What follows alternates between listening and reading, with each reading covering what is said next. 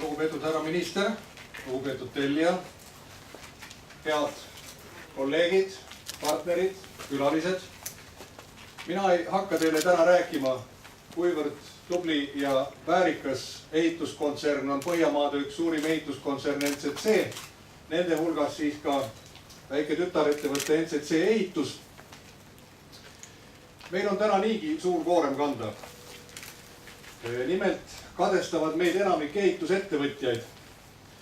Vähe on neid ehitajaid, kes saavad kiidelda sellega, et nad on hiljuti alustanud üle 100 miljoni kroonise maksumusega hoone ehitamist. Seetõttu ei ole ilmselt sobilik läbi meedia vahenduse konkurentide konnasilmadel tallata. Võin kinnitada, et selline väärikas väljakutse sunnib meid kindlasti pingutama ja seda me ka teeme. Ja etteruttavalt võin lubada, et pettuma ei pea keegi. Nüüd ehituse käigus on tulnud ette ka üllatusi. Nimelt tuli kaevetööde käigus tuli välja üks luukere. Kannatada saab. Ma ei oska öelda täpselt, mis ajajärgust see luukere pärit on.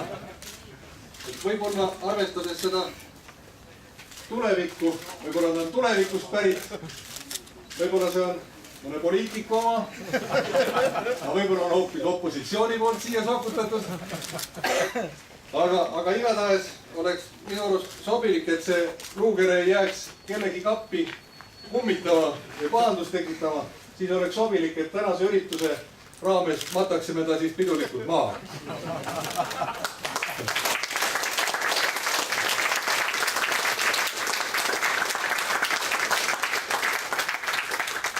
Ja lõpetuseks tahaks mõelda, et edu ja õnne nii Justiitsministeeriumile kui siis ka Riigi Kinnisvara Aktsiaseltsile edaspidiste projektide läbiviimisel.